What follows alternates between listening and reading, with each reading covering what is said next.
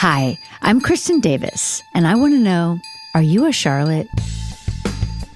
And welcome back, everyone, to Are You a Charlotte? This is part 2 with our wonderful producer, Easton. We are breaking down season 3, episode 8 of the best season, I think. Yes. I might change my mind when we watch more, but, I think that's it. Anyway, here we are. Welcome back. I was just talking to Evie, who works on this show, about there was an article that said I'm having a boyfriend is embarrassing. Oh, it's a big deal, man. Yep. Yeah, and we're talking about like what do you need a man for, especially. And as a man, I will lead the march of that. Other than like reaching things on a high shelf. But yeah, at this point when the episode's happening, I mean, like it's so funny because I think that may have been the last episode we talked about together, was the one where Miranda's interior designer gets married. And we were, I was thinking about that too, because that was another, that also surprised me, is like thinking about Miranda wanting to get married. Bizarre, but everybody wanted it at that point. Or I think felt like you were supposed to want it. Felt pressured to do it. Right, felt kind pressured. And I mean, I think some of that is still there, but I also think that the generations all have their own vibe about it, Absolutely. So now we have like this very big generational gap, right? Between like Z, X, G, what are they called? Who did I leave out? Millennials. That's who I left out. Sorry. There's very distinct things now going on, which I also don't feel like used to be true, right? Like you were supposed to want what the people ahead of you had. Yes. You know what I mean? Now that's not. That's like a free for all, right? Yeah. Which I think is as it should be. Exactly. But I also think some of that is because of economic issues and like many different things are impacting that, right? Yes. But I also think that it's nice that there's more choice. It's nice that you can pick your own lane and be there. But like, when Mary Beth came on and she said that her friends were criticizing her for wanting a boyfriend. Yep.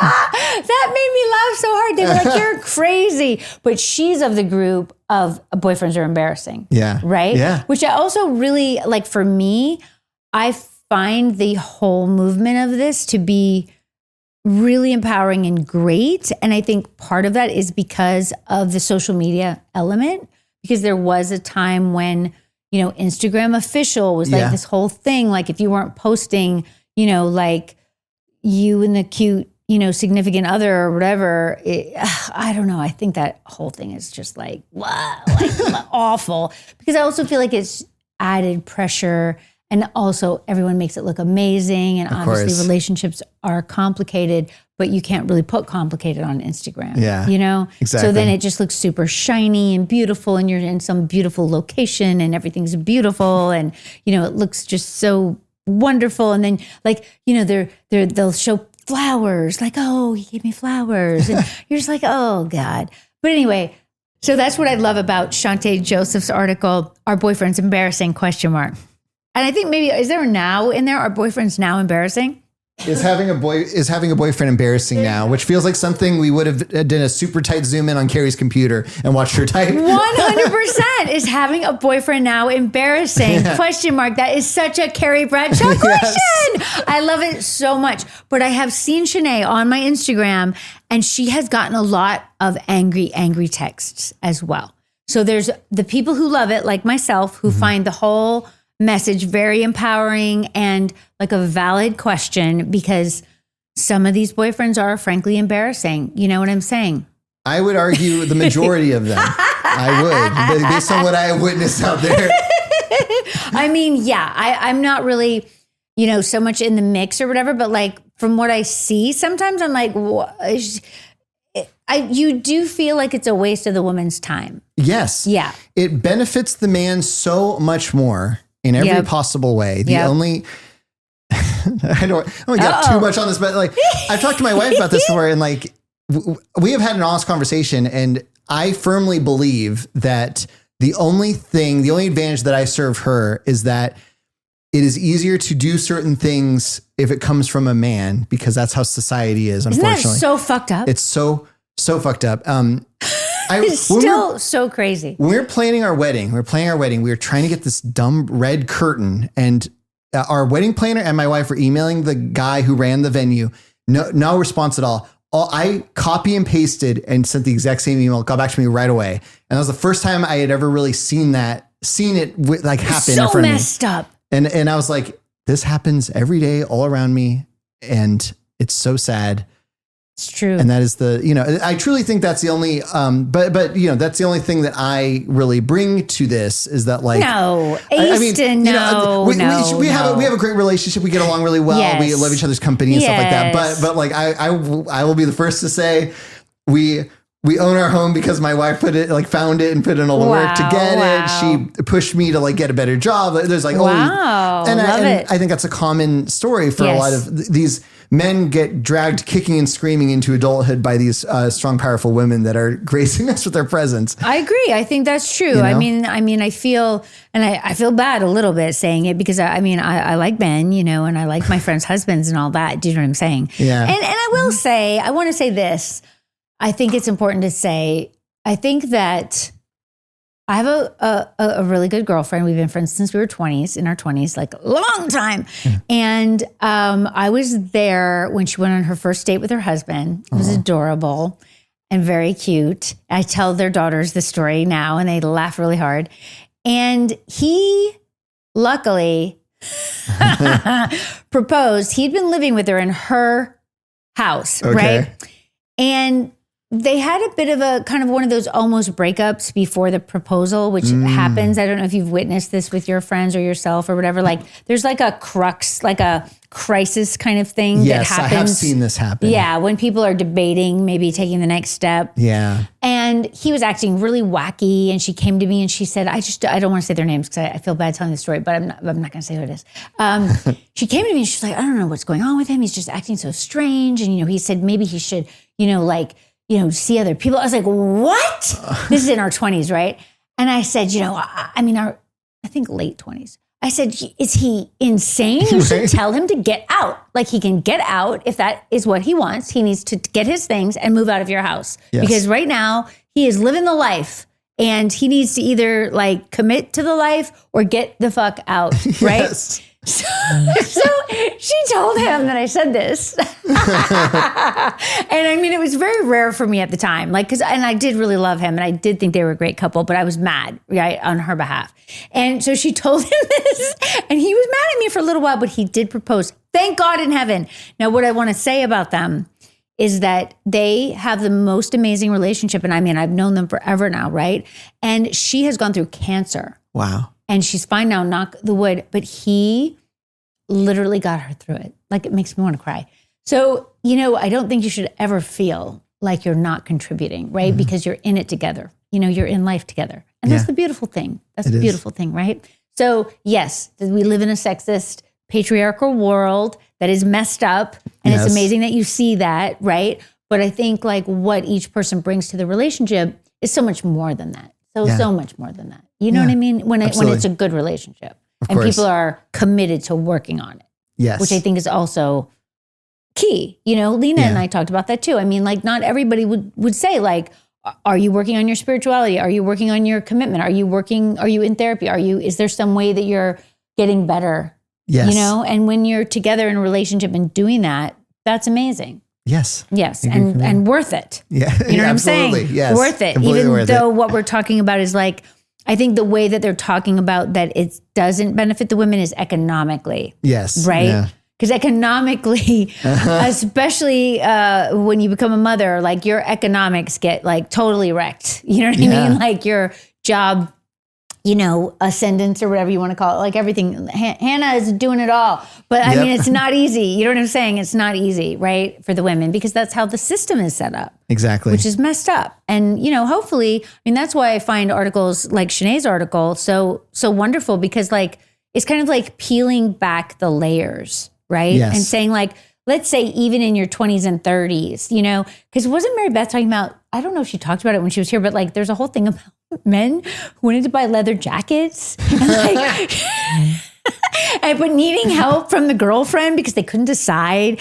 And like some girlfriend of hers had gone and like there was like 17 leather jackets that she had to look at. Do you know what I mean? Like just stupid shit. Do you know what I mean? Yeah. I don't know how else to put it. But you are kind of exhausted by that at a certain point. And like for me, and this is probably really bad that I'm going to say this, but I'm going to say it anyway. I got to a place in life where I thought, you know what? I'm just going to raise some children because I'm tired of putting all the energy in the men because the men are just going to go. Yep. And then what are you left with? Like nothing. I'm just going to raise some actual children. Like that's where I got to. I don't know. So I just relate to all of it. You know what I mean? Yes. Yeah. It's hard to navigate, you know? And so let's talk about Steve and Miranda because this is a perfect feed into that. Perfect segue to man, that. I mean, like I love Steve. As I've said a few times now, I really had no idea how incredible David Eigenberg. See, now I have them in this is the same person. David Eigenberg was, because at the time I was never around them really. And I kind of felt somewhat of like a frustration that I think Miranda felt. Yes. Like I often took on the whatever the characters were feeling vibe or whatever as my own personal self. So like I was like, oh God, she's still with him. You know what I mean? Like I don't know if I really thought that thought, but I did think like, wow, they've got a lot of Steve in here. But when I watch him back, he's just so incredibly good. Like even in hard scenes, like they're in a restaurant, they're eating. I think this is when you first see them in the show, right? Yes. They're eating and there's a baby there at the table next to them. And Miranda's like, you know, I thought how annoying. this is what they invited babysitters for, you know. She really makes me laugh, I tell you. And Steve's like, oh no, he's so cute, you know, and he's like all cooey and whatever. And then he spills soup down his shirt and she's like, you're a mess. And I'm like, this is just so good because he really is so believable.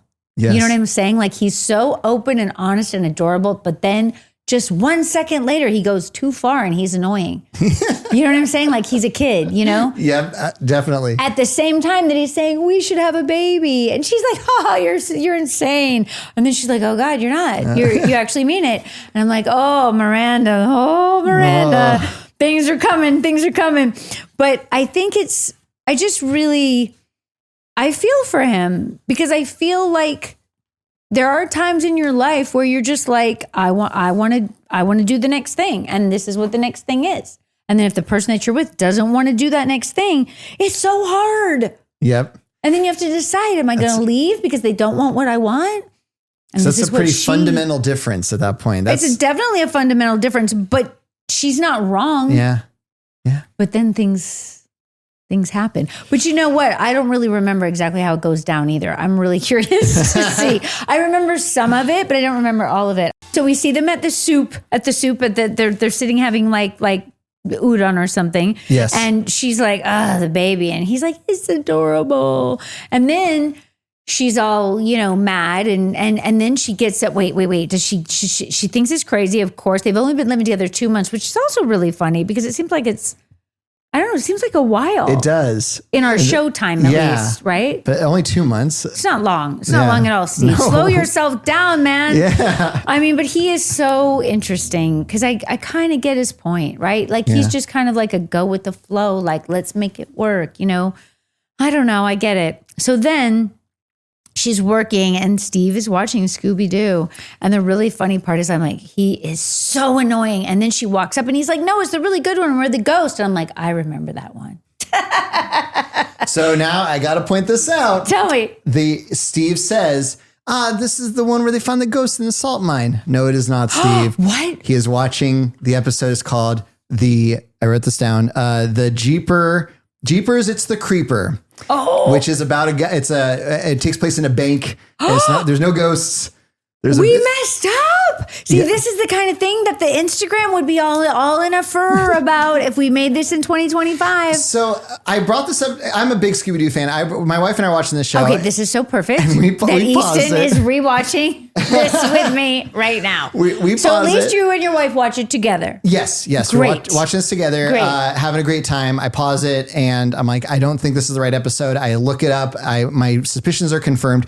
And Allison says, I think that was intentional. I don't think Steve was trying to say, oh no, I'm watching TV. He wasn't going to say I'm watching a specific episode. He was goofing around saying, oh, I'm watching the one with the ghost, because that's kind of like a generic Scooby-Doo it's generic. Idea. Like, okay. There's a ghost in the salt mine, and like he's just kind of being like, I'm watching cartoons, much like a baby would, which we will hopefully have in the house soon. So she gave him the credit that he's kind of intentionally doing this. Yes. I like her thinking. Good job, Allison. They just pulled a random Scooby-Doo episode and didn't check. So did I. Yeah, I think that might have happened. Yeah. I love that she's giving us more credit than that. I don't know for sure, because I never noticed that, because the only Scooby-Doo that I really remember is the ghost. Yeah. Do you know what I mean? But that's really interesting. I mean, it does make you wonder, because he does seem, the thing about Steve, there's like a kind of a passive aggressive way that he gets what he wants, right? Yes. Which is the annoying part, like what is about to happen, which I still just can't even believe, right? But I mean, obviously I support what he wants, because I want dogs always, but like the way that he gets this dog, oh my God, I didn't remember this. And every time I watch it, I've now watched it twice, and I'm just like, this is bad, Miranda. So they have the fight about Scooby-Doo, and then Miranda's at work the next day, and she is definitely mean mommy. Oh, no, wait. Is she at work or is she walking with Carrie? No, she hasn't walked. When she walks with Carrie, it is the cutest thing in the world. Oh, my God. Carrie's got that massive flower on. We're in the full-on flower era. Yes. And they are hooked arms, and they're walking down the street, and those are real people. Like, it's a real person version of the walking down the street. It's so good. And I watched that scene twice. I loved it. It's really good. And the two of them walking and talking at any time is great. Yeah, no, she tells Carrie that they're not in a good place. But she seems kind of okay about it in this scene, right? Like, she's like, and he's so crazy that he thinks a baby's going to fix it. And Carrie says like, well, where are you two? Like Carrie's just being funny, like making weird jokes and stuff. And then Miranda says, I am getting older and I only have like 1,000 eggs left. And Carrie's like, yes, and we just killed 300 of them with the drinks we just had or whatever. It's all very interesting. I'm like, okay, guys, we're joking about this. This is super fascinating. But I guess we're going to just joke about this for like a couple more seasons, I think. Yeah. Like, it's interesting. I was kind of unaware in a way, It's interesting.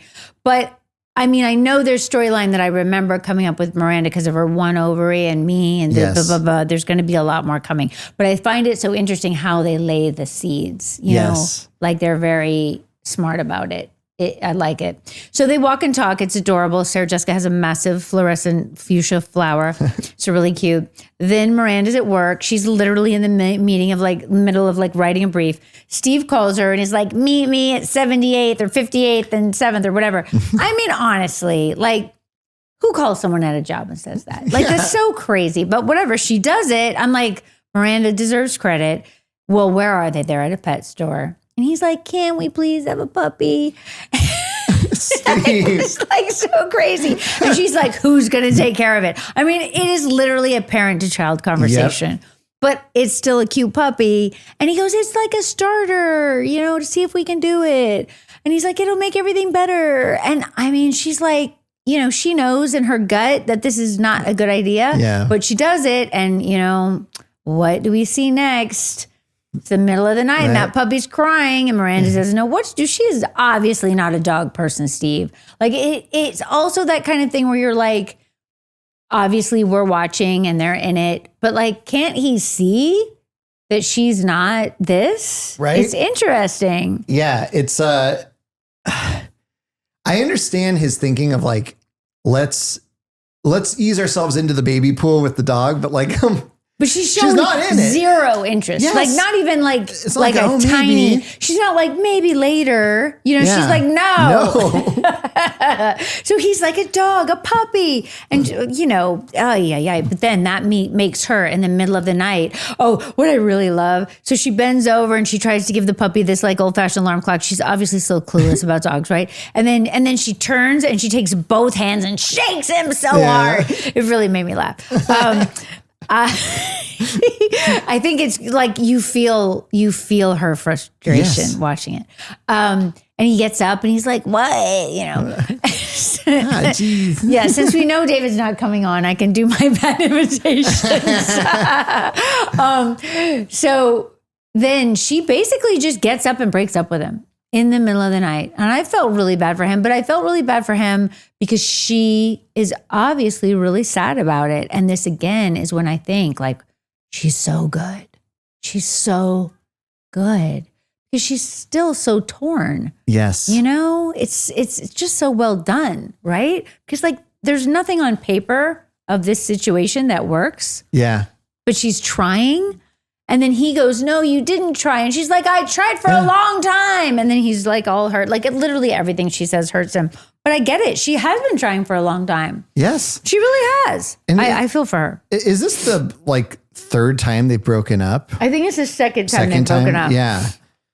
Because the last time he comes to the party in the rain or whatever, he's at the dinner where he's like bringing everyone drinks. Do you remember that? Yes. It's awkward. And then he goes out, but then she realizes because Big came that maybe she's being too harsh. Yeah. So she goes back out in the rain and they kiss.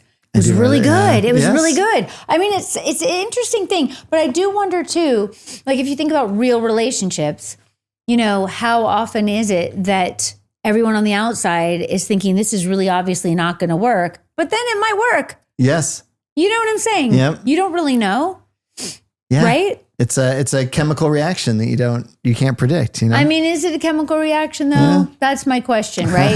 I mean, it can be a chemical reaction, but is a chemical reaction enough? Yeah. That's the question. We haven't really talked about Charlotte, which is funny, or Samantha. Oh, Samantha's storyline really depresses me. That's why I forgot about it. Oh my God. Man. This is also, I did not remember that we got into menopause at this point in the show, but I mean, we're ahead of our time, people. Ahead of our time, man. I had the same reaction. When I was watching this, I'm like, oh, this is, because I remember this episode, I've seen it a handful of times, and I was like, oh God, this happens this early? Me too. I didn't think it happened this early at all. But it does make sense because she's moved, right? So she's got different neighbors. And so this neighbor who's like this, you know, ponytail dude. And I mean, they just wrote it like so extreme, you know? He's played by Robert Lupone, who is Patti LuPone's brother. I am aware. Yeah. Yes. And he gives it his all, man. Yeah, he really does. He digs in with this guy. Ooh wee. And she just seems so miserable. And I felt really bad for her. So basically we have that very long scene in the bathroom. And I do remember filming that. And it's not the only scene we've had. That was like a set that we would, I think, try to change up a little bit. I feel like last season we also filmed in that weird counter, you know, because there's like a fake mirror, but it's obviously the cameras. Yeah. And it's really hard to block, right? Because they're all standing there and you have to like do the right thing at the right time. And we would just be in there for hours and hours and hours.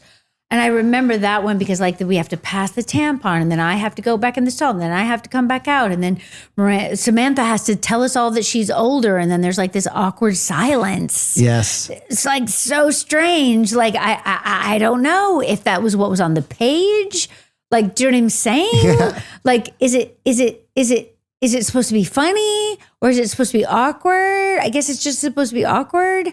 I don't know. I was like, kind of dying watching it. Same. And I mean, it's odd because like we must know, and why is it a big deal? Yeah. But I also feel like the rest of us are in our 30s. Like the funny thing is how we talk about aging, but we're so young. Yes. You know?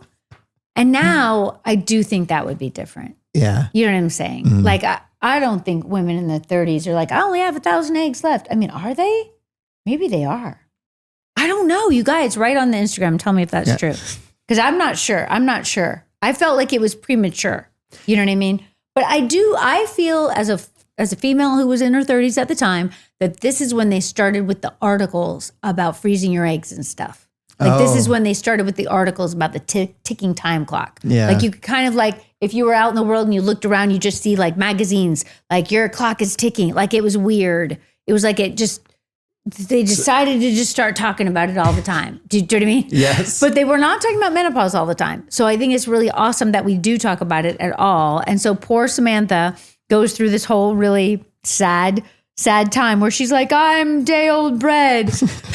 She says, I'm dried up. Yeah, it's so sad. It's so sad. And so she has sex with her neighbor, even though she really doesn't want to. And she looks so miserable with him. And they're at dinner and she's just so obviously miserable. It's kind of funny that she's so obviously miserable because it's not how we normally see Samantha. Yes. But he is oblivious. And then they go home and have sex, but she's not even participating even remotely. But she's only doing it because she thinks she's over the hill. And then she gets her period and she's so ecstatic that she runs off because she realizes she's not, quote, old or whatever. It's all so crazy. But on the other hand, it's amazing that we were talking about it back then in the year of 2000, right? Because now 2025, we're trying to pull that lid off, man. We got to talk about women's health. We got to talk about what menopause means and when it starts and what to do and all the different things, which I think is great. Yes, absolutely. Yes. Another moment where Sex and the City trailblazing. We were. Yeah. I mean, we do it in a slightly like questionable way almost, because we're trying to be funny, which I think is great that we're trying to be funny. And obviously in the second film, she's got a whole storyline about her hormones. Yeah. And I remember the time I hadn't been through it yet. And I didn't totally understand, I did not understand, but I hadn't been there. And now I have. And it's so real. I mean, you do not want to lose your hormones. Like you got to pack those hormones in a special place if you're traveling and you need to guard them. Like you can't just put them in your suitcase because what if you lose your suitcase? You got to keep them with you, which I think is what she's doing in the second film. Like it is all very real. And if you lose those hormones, I mean, it goes south quick, man. I mean, quick. You don't sleep. You're sweat covered. It's bad. I'm sorry if I'm scaring all you younger ladies and Easton. This is real life. Is real. It is real. It seems like it's a caricature, but it's really not. And I mean, it is different for everyone, right? But like when it finally hit me, I was like, what the fuck? Like, what? Like, what? Because you're kind of like, what is going on with me? Like, it's odd. Why am I hot? Because I'm never hot, right? Never hot. And you think like some like I had this happen when just this past season, when we were filming and I had this big scene to do with Sarah Jessica where I had to go to work at like 4 a.m. or 5 a.m, but I woke up at 1 and I was in an Airbnb and I thought that the air conditioning had broke because it was really hot. Yeah. And then I thought, oh my God, did I forget to change my hormone patch? Am I having night sweat? I had COVID. Wow. Right. But the list of thoughts went, number 1, the air conditioning broke because it was the summer. Number 2, I forgot to put on my hormone patch. Number 3, oh my God, I have a fever. I have COVID, which is number 3 turned out to be true. But I mean, it is a really interesting thing. Once you've been through it, you're like, wow, it's not played up for film and TV. Like it is actually like someone has just thrown a bucket of water at you. Like all of a sudden, like it's so bizarre. Anyway, I digress. But it is really interesting to look back at what we were writing back then, even though we're trying to make it funny. And I mean, I think in a way it's good that we're trying to make it funny. That's what I was thinking is it's going to reach a lot more people that way. Yeah. And maybe they don't necessarily understand it, but later they might go, oh yeah. Now let's talk about Sweet Charlotte. Sweet Charlotte. Just toying with that tray. Oh my goodness me. But I thought it was adorable and I didn't mind it. I mean, I don't like the playing of the games. I think we've already discussed this or whatever. Yeah. In general, I don't like the playing of the games. But I think also when I look at how it's going with Trey and Charlotte, it's all good. Yeah. Do you know what I mean? Like, you know what I'm saying? It's still really fun. Everyone's having fun. Not a big deal. I do think it's also adorable. I had not remembered that I closed the door and he says he loves me in the most dry way, but it's so adorable. Like it's so simple. Mm-hmm. Like it was such a great choice, on his part, I think. Yes. How he delivers that. And it is really cute. I didn't remember then that I invite him in and go to whatever base that would be. I don't know. Like Charlotte, God, she's wackadoodle. She is. I think is it Charlotte or Carrie says kissing with extras? That's the. I think I say do I say kissing with extras? And she's like, how ninth grade of you? Yeah, I love that. I thought that was so fun. When she's so totally 100% right. But again, when I look at, like, if you were just to tell me this storyline, I'd be like, ew. But when you look at us, like, it's all good. Yep. It's so good. Yes. Do you know what I mean? He's so fantastic. And it's so perfect. And I don't think there's anything wrong with getting to know somebody before you jump in bed with them. Yes. I think that's, that's when I was a dating man, I used to wait a very long time. But how long is a very long time? There's a couple times where the woman would ask me, like, are you into women? She would be worried. She was worried. Yeah. Like I would wait like 5 dates. That's longer impressive. before making a move like that. I like it. I would do like a kiss. I like it. I like it. I like it. I like it. I like it because I mean, I guess it would depend on the situation, but I like it because to me, from a guy, that's confident.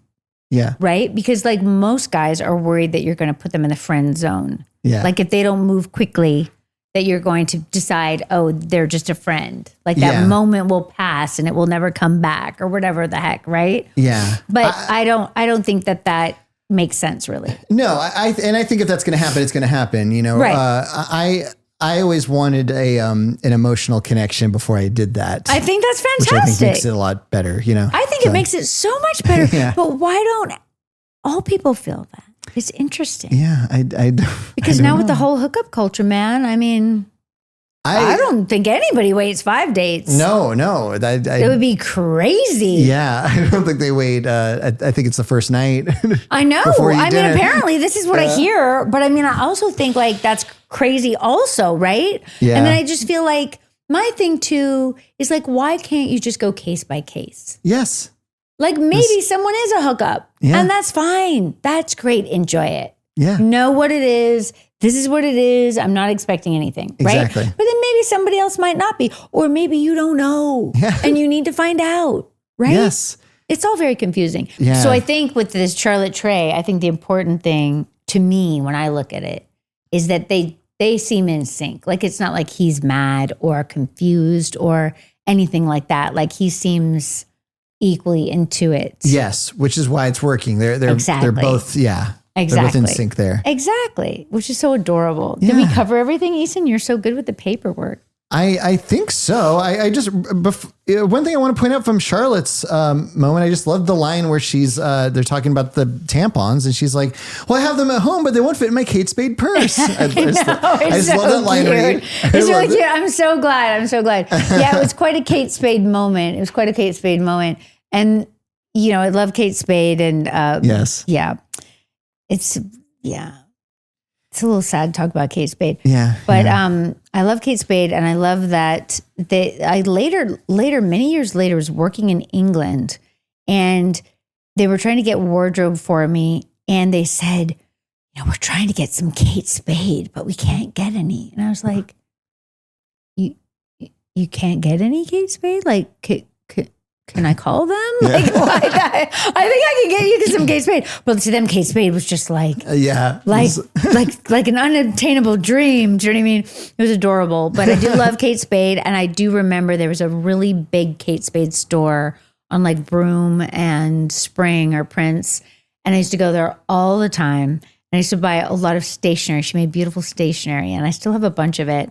And we had a lot of wonderful things from Kate Spade for a really long time. And it was so quintessentially Charlotte, I thought, you know, so kind of perfectly Charlotte. I have spent so much money at Kate Spade in my life. Yes. I up until recently, I always had a Kate Spade iPhone case. No way. For me. Oh my God. And I love the crazy bags that they make. The fun ones. Yeah. Like my wife has a one that looks like a mouse, one that looks like a crab. I bought her one that looks like a radio because I work in radio, and we love Kate Spade. We always have like a lucite, like a lucite box one. Oh, you know what I mean? Yes, it's interesting. It's interesting. I like it. I still have it.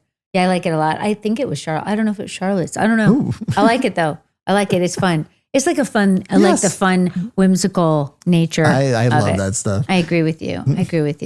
I think this episode overall was really good, but I also think that one of the things that I am aware of when I watch this episode, like I kind of mentioned, is just the skillfulness of the writing in terms of planting all these different things. Yes. That are going to be growing and growing. And I think this is why I love third season so much. Yep. Right? Like they weave everything in and So it's well done. really going to pay off. Yes. You know, but it's also really fun along the way. Like each episode is great and it's hard to turn it off when you need to turn it off. It's very, you know, or at the beginning we were talking about like you would watch sitcoms from the past and it was like everything would be tied up. Right. You could watch any episode. They used to tell you that you had to do that. Yeah. Yes. And they had to be self-sufficient, like the one episode, so that if someone just had never seen it and was coming to that episode, that they didn't need any backstory or forward story, it would just be self-contained.